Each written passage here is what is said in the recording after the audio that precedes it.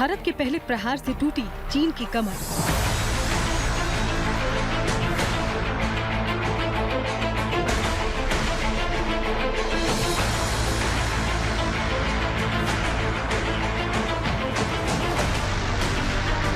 भारत के दूसरे प्रहार से सख्ते में चीन।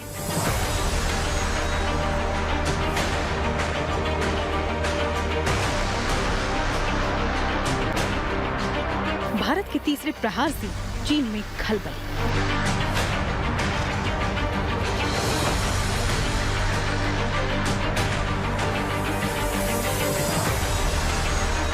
भारत के चौथे प्रहार से चीन में सन्नाटा।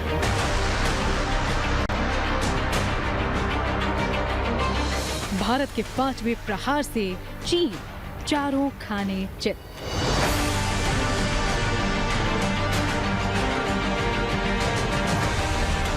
समझ लीजिए चीन की यही नियति है और चीन का यही भविष्य। चीन ने भारत से पंगा लेकर अपनी बर्बादी की कहानी खुद लिख ली है। एक के बाद एक चीन भारत से मुंह की खा रहा है और भारत के हाथों एक के बाद एक घूसे खाने के बाद भी चीन दुनिया को अपना दर्द तक नहीं बता पा रहा। भारत ने चीन की ऐसी घेराबंदी कर दी है जिससे चीन की छटपटाहट देखते ही बन रही है। जो चीन अब तक भारतीय जवानों से झड़प में अपने नुकसान की बात छिपाता रहा, उसने अब मान लिया है कि गलवान में हुई झड़प में उसे भी भारी खामियाजा उठाना पड़ा था।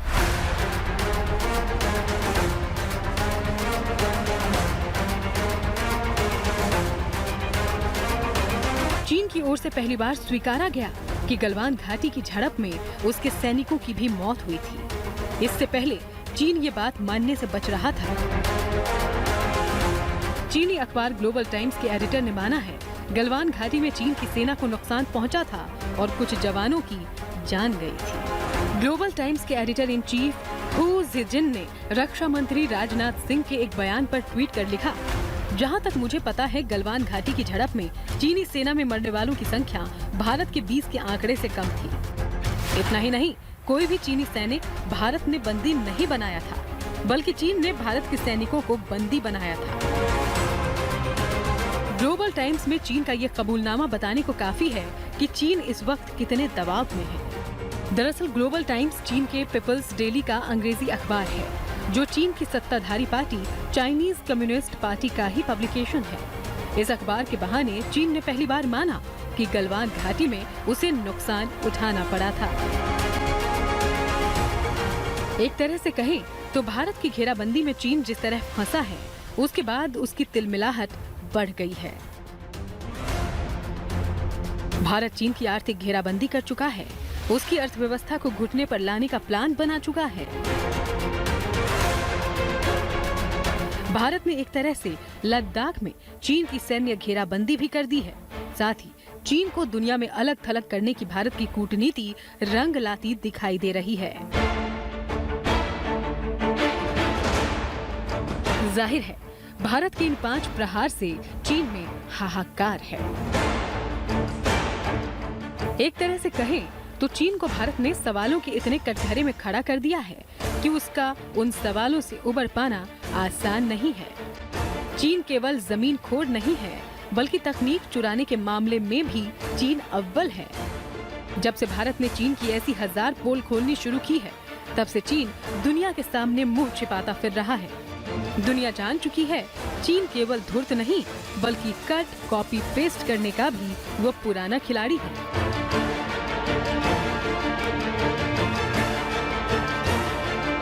दुनिया भर की तमाम कारें हों, मोटर बाइक्स हों, मोबाइल हों या फिर दूसरे अप्लायंसेस, चीन ने सब कुछ दूसरों से चोरी करके बनाया है। सोचिए, जिस तकनीक को बनाने में देश अरबों डॉलर खर्च करते हैं, उन्हें चीन के हैकर्स के जरिए महज कुछ हजार का मेहनताना देकर चुरा लिया जाता है। हालांकि नकल और चोरी के चक्कर में चीन का करीब करीब हर सामान असली सामान के टक्कर में कहीं नहीं टिकता, लेकिन इससे दुनिया को बड़ा नुकसान होता है।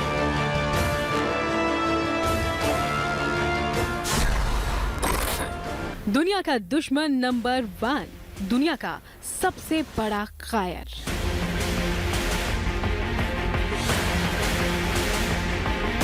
जी हाँ, चीन दुनिया का सबसे बड़ा कायर मुल्क है। जब कोरोना उसके यहाँ फैला, उसे सारी दुनिया को बताकर उसकी रोकथाम पर काम करना चाहिए था, लेकिन डर के मारे चीन ने सारी दुनिया से इस महामारी को छिपाया। उसका नतीजा आज पूरी दुनिया भुगत रही है। पूरी दुनिया की अर्थव्यवस्था खाई में चली गई। इसके चलते अमेरिका से लेकर ब्रिटेन तक, जर्मनी से लेकर ऑस्ट्रेलिया तक और तमाम देश चीन के दुश्मन हैं। लेकिन चीन अब भी सच नहीं बोल रहा। इतना ही नहीं, उसकी कायरता का सबसे ताजा नमूना देखना हो तो लद्दाख में तनाव के बीच उसके प्रोपेगेंडा देखकर समझ लीजिए वो कितना डरा है। लद्दाख में भारतीय वीरों ने उसके सैनिकों को घुटने पर लाद दिया तो वो बम गोला हथियार डाले वीडियो दिखाकर भारतीय सेना को डराने की कोशिश कर रहा है। और तो और अपने सैनिकों का डर खत्म करने के लिए वो लद्दाख में भारतीय सेना के मनोबल को गिराने के लिए लाउड स्पीकर का इस्तेमाल कर रहा है, गाने बजा रहा है ताकि भारतीयों का मनोबल गिर जाए। लेकिन असलियत क्या है? उसकी सेना से लेकर सरकार तक सबका मनोबल लद्दाख में लुट चुका है। दुनिया का दुश्मन नंबर 1, दुनिया का सबसे बड़ा चालबाज।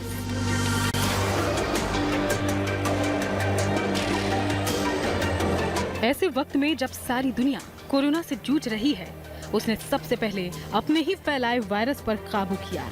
और फिर जब सारी दुनिया में चीजों की किल्लत होने लगी तो सस्ती और घटिया चीजों को भी महंगे दामों पर बेचने लगा। दुनिया के तमाम देशों ने कोरोना से संबंधित टेस्ट किट और सामान को लेकर उस पर आरोप लगाए, लेकिन चीन अपनी चालबाजी से बाज न आया। दुनिया का दुश्मन नंबर 1, दुनिया का सबसे बड़ा दगाबाज।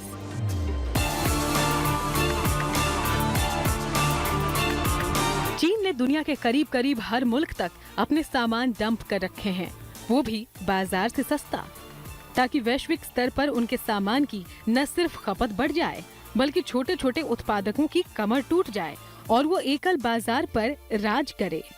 लेकिन इससे भी बड़ी दगेबाजी है उसका दोहरा चरित्र, पीठ में छुरा घोंपने की घिनौनी हरकत। चीन ने दुनिया के तमाम देशों को कर्ज बांट रखा है, इतना जिनके बारे में कोई और दूसरा देश सोच भी नहीं सकता। ज्यादातर देशों की हालत ऐसी है कि मूडीज ने उन्हें कर्ज देने वाले का पैसा डूब जाने की चेतावनी जारी कर रखी है, और चीन ऐसे ही देशों को जानबूझकर मदद के नाम पर कर्ज देता है या दे रहा है और उन पर कर्ज वापस करने के नाम पर दबाव बनाता है। जाहिर है छोटे देश अरबों डॉलर का कर्ज नहीं दे पाते और चीन उनके देश पर धीरे धीरे आधिपत्य जमाने की कोशिश करने लगता है। चीन की इस घिनौनी हरकत के सबसे ताजा शिकार हैं Laos, Maldives, Sri Lanka, Zambia, Namibia. इन सभी देशों को चीन ने भारी भरकम लोन दिया, फिर लोन न चुका पाने की स्थिति में उनके अहम ठिकानों और व्यापार पर अपना कब्जा जमा रहा है।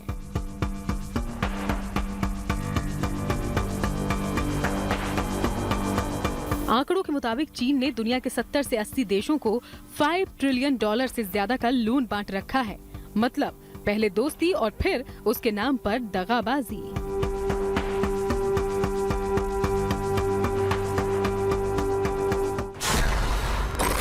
दुनिया का दुश्मन नंबर 1, दुनिया का सबसे घिनौना जमीनखोर।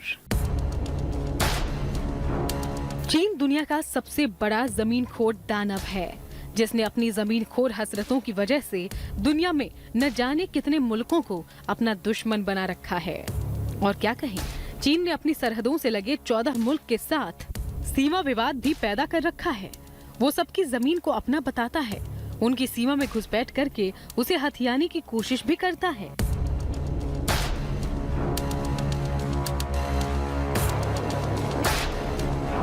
यही हालात इस वक्त लद्दाख में LAC पर भी हैं। चीन ने हिंदुस्तान के हिस्से को अपना बनाने की कोशिश में घुसपैठ करनी चाहिए, लेकिन भारतीय सेना के वीरों ने उसे लद्दाख में कई मोर्चों पर अब तक धूल चटा दी है। चीन वहां बैकफुट पर है, इससे चीन बौखलाया हुआ है। अपनी जमीन खोर हरकत को सही साबित करने के लिए वो युद्ध जैसे खतरनाक साजिश को रचने से भी पीछे नहीं हटता।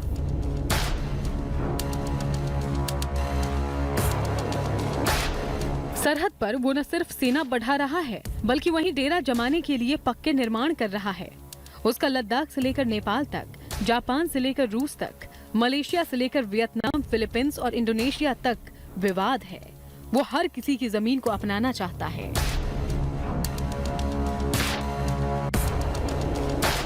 ताइवान और हांगकांग को तो वो अपना ही कहता है। हालांकि उन दोनों ने ही चीन के खिलाफ मोर्चा खोल रखा है।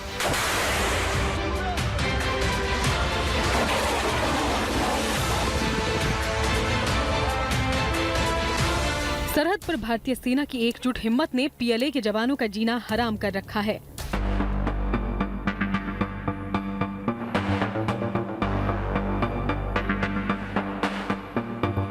तो अब सरहद की सुरक्षा पर बटा विपक्ष भी मोदी के आह्वान पर एकजुट होकर चीन के खिलाफ सरकार की आवाज बुलंद कर रहा है।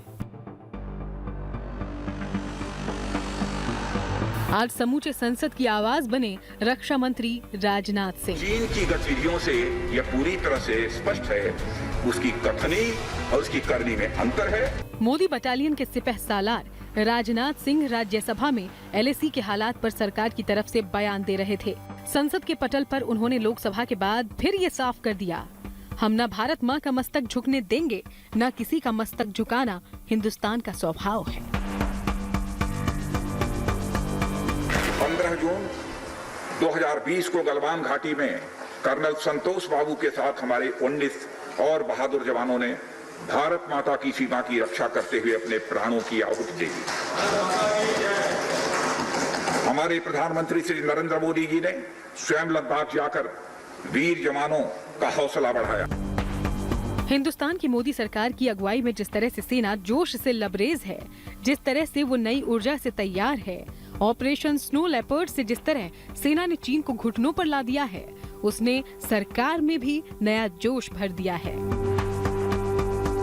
ये सेना को लेकर मोदी सरकार की तैयारियों से लेकर सेना के जवानों के अदम्य साहस और शौर्य की ऐसी कहानी है, जिसके दम पर संसद से सरकार चीन को दो टूक चेतावनी दे रही है कि चीन चाहे जितने पैतरे बदल ले, चाहे जितने दाव आजमा ले, हिंदुस्तान के रणबांकुरे हर हालात से निपटने को तैयार हैं।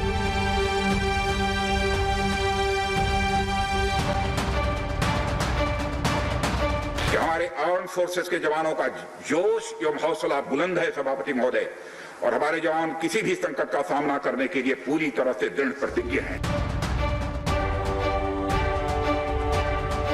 चीन इसे चेतावनी समझे या धमकी, लेकिन हिंदुस्तान को ठीक समझ लेना ही अब उसके लिए बेहतर है, जिसके बारे में प्रधानमंत्री मोदी लद्दाख की सरजमी से उसे पहले ही ज्ञान दे चुके हैं। हम वो लोग हैं जो बांसुरी धारी कृष्ण की पूजा करते हैं, तो हम वही लोग हैं जो सुदर्शन चक्रधारी कृष्ण को भी आदर्श मान करके चलते हैं। संदेश साफ है, बुद्ध के आदर्शों पर चलने वाला देश दुष्टता करने वालों के साथ युद्ध करने में भी पीछे नहीं हटेगा। बाकी अगर किसी को मिटना ही है तो फिर भला उसे कौन रोक सकता है।